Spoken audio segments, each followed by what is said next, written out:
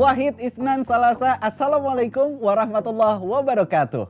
Saya ke atas diantar ke balai desa. Di balai desa ternyata udah kredit, Pak. Udah banyak korban yang kondisinya sudah udah nggak tega lah kita ngelihatnya pada saat itu. Nah, terus mungkin Bapak kalau datang nangis kali, Pak. Bisa nangis nggak? Bisa, Pak. Nah, terus sampai akhirnya anak saya udah nggak betah tuh di balai desa. Ada datang mobil satu lagi mau nganter ke klinik. Ada satu korban yang udah nggak bisa diangkat. Misalnya udah nggak bisa jalan. Pak, mau kemana? Saya bilang, mau ke klinik. Saya ikut boleh nggak? Saya cuma sama anak saya berdua. Oh yaudah silakan. Saya di depan. Sampai di klinik itu jarak 30 menit. Jauhnya 15 kilo dari lokasi evakuasi titik lokasi kejadian sampai daerah Panimbang waktu itu namanya. Nah, datang ke situ di klinik tersebut saya ketemu sama anak saya yang pertama, sama babysitternya, sama driver saya. Namun almarhum istri waktu itu saya belum berpikir kalau beliau nggak ada gitu. Maksudnya saya yakin beliau selamat juga. Soalnya anak saya aja ketemu kan yang kecil gitu kan. Sampai akhirnya kita masuk klinik, saya dapat sendal pun di situ. Karena kita udah nggak pakai apa-apa, maksudnya sendal udah nggak ada. Saya dapat sendal, saya izin, saya bilang, ya Allah mudah-mudahan sendal ini bisa bermanfaat buat saya, bener. Sampai saya pulang ke kampung halaman, istri di Lahat masih pakai sendal itu. Sendal jepit, Pak. Sendal yang dapat di sana itu? Iya, kalau yang Bapak dapat tadi kan sendal saya juga boleh nyolong juga itu, Pak.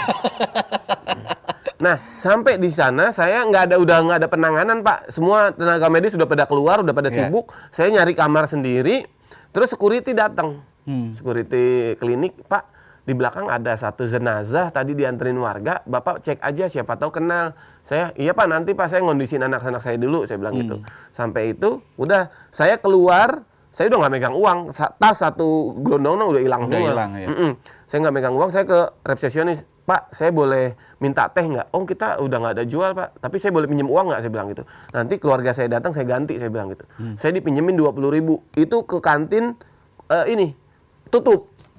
Nah, terus kata orang situ, Pak, di seberang lagi ada acara ini pramuka. Jadi di sekolah itu nggak ada yang tahu kalau ada tsunami.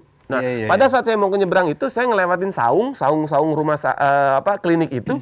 Di saung itu, Pak, kayak bener udah disiapin, Pak. Mulai dari termos yang rumah sakit itu, Pak, yang pakai kayu. Iya. Bapak tahu nggak? Tahu. Pakai kayu. Iya. Yang tutupnya. Kadang-kadang ada gambar kembang, gitu, yang warna merah, Pak. Itu di pasar masih 20.000, Pak, harganya. Apal bener sampai harga-harga. Nah, itu termos sama air mineral 1 dus tinggal setengah sama cemilan, Pak. Dan itu nggak ada orang. Maksudnya kayak bener disiapin buat mereka. Sampai akhirnya saya bawa 1 mineral itu 1 dus, saya kembali bagi-bagi di klinik. Sampai saya, ya Allah, saya izin kalau emang ini disiapkan olehmu, mudah-mudahan halal, saya bilang gitu. Minta maaf, saya bilang. Sampai saya bagi-bagiin semua orang pada itu. Terus saya ke SD yang tadi lagi latihan pramuka, nggak tahu mereka ada tsunami. Pak, saya korban tsunami. Di mana kata sampai ini? Saya cuma butuh teh, saya bilang itu, minuman hangat buat anak saya. Kalau minuman dingin enaknya cincau. Halus. Ya, sampai akhirnya saya dapat 2 gelas. Itu saya bawa, anak saya udah minum, jackpot lagi tuh, Pak. Mungkin udah penuh gitu. Kepenuhan. Dua-duanya udah saya kasih minuman hangat, mereka tidur. Udah dari situ security datang lagi untuk kedua kalinya, Pak. Sampai akhirnya suruh cek itu jenazah yang di belakang. Saya masih, yaudah Pak, nanti Pak selesai tim keluarga saya datang. Sampai akhirnya 3 kali, Pak, menjelang subuh kan waktu itu tim manajemen saya datang. Udah sabar sampai tim manajemen, yaudah nanti habis subuh kita cek. Jadi tim manajemen ini nggak ikut tsunami. Nggak ikut tsunami. Nah, pada saat saya menginformasikan, kan saya masih megang handphone orang tadi tuh. Iya. Saya download dulu, Pak, Instagram. Karena di handphone Bapak itu nggak ada Instagram. Saya posting yang video yang Bapak lihat ya nanti di Instagram saya, Adik Jigo ya. Ambil buat stock shotnya di situ aja. Nambahin follower. Jadi video itu saya posting, saya menjadi korban tsunami, pokoknya lebih jelasnya di Instagram. Terus nggak ada yang percaya, Pak, itu tsunami karena beritanya belum ada. Dan sekitar 12:30 saya posting itu, download, untungnya masih ada kuota, Pak. Download, habis itu saya cari kontak yang keluarga sama manajemen, saya telepon, udah mereka datang. Sampai akhirnya, ya udah besok subuh setelah hujan reda, kita cek ke lokasi untuk mencari korban yang lain. Sampai itu, satpam terakhir kalinya mau sholat subuh, Pak. Sebelum sholat subuh, Bapak cek deh, Pak. Ngeliatin anak saya, kayaknya mirip, Pak. Mirip siapa? Mirip ibunya. Saya nggak percaya, saya minta tolong babysitternya untuk ngecek. Ngecek, teriaklah babysitter saya di situ. Oh berarti bener nih, kakinya kejepit kali. Teriak. Ah! Bener, ternyata almarhum istri saya. Ketemu di situ. Iya, jadi hikmahnya pertama, saya percaya itu takdir ada. Jadi mau sehat, mau sakit, ya namanya meninggal ya meninggal. Okay. Tapi kalau secara logika, secara nalar manusia, mungkin saya nggak bisa berenang, anak saya nggak bisa berenang. Kalau mau meninggal ya meninggal, gitu. Dan mustahil untuk hidup Pak ada di ruangan sekecil itu. Nah, terus digorong-gorong, iya, itu lagi. Pipa semua Pak dalamnya. Iya, dan makanya. ternyata setelah besok dicek, almarhum istrinya Ivan, Dilan di situ ditemukan sama drummernya, namanya Andi, almarhum Andi. Nah, terus sampai akhirnya kita percaya bahwa takdir itu ada. Terus kedua, kita kayak dimudahkan untuk bertemu sama keluarga. Saya ketemu anak saya, ketemu almarhum istri saya. Iya. Dan antara jarak istri saya kamar jenazah sama kamarnya cuma terhalang satu tembok, Pak. Jadi ini saya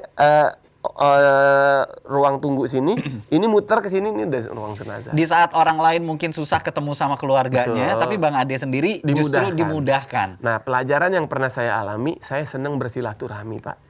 Makanya sering-sering diundang sini, Pak.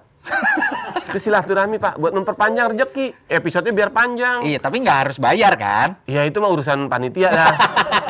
Saya mah nggak ikut pikiran. Yang mikirin mereka aja, saya ikut mikir, ntar dia nggak panitia, Pak. Iya, benar. Nah, di samping itu, hikmah dari saya menjalin silaturahmi, jadi kayak dimudahkan dipertemukan kembali sama keluarga. Yang lain, jujur Pak, sampai seminggu pun anaknya almarhum Jimmy, seminggu baru ketemu Pak, yang anak pertamanya. Jadi Bang Ade di sana kehilangan almarhum istri sama sahabat saya. Jadi insya Allah saya juga masuk surga nantinya, Mak. Saya kenal orang dalam 2 orang. Orang Iya, almarhum istri saya sama Jimmy, sahabat saya. Udah pasti dah. Oke, orang dalam. Kali dia butuh partner buat MC lagi ntar. Makanya Bapak main-main. Kalau mau sekarang silakan Bapak duluan. Enggak. Ntar dulu lah, belum siap. Jaminan cuman la ilaha illallah, dep, udah. Iya. Tapi kan amal ibadah belum. Udah cabut aja kabel listrik 1. Gila, enteng banget rahangnya. Bapak ngetop viral. Enggak, bodo lagi amat. live Bapak kesetrum. Bodo amat. Ada MC host yang fenomenal kesetrum katanya gitu.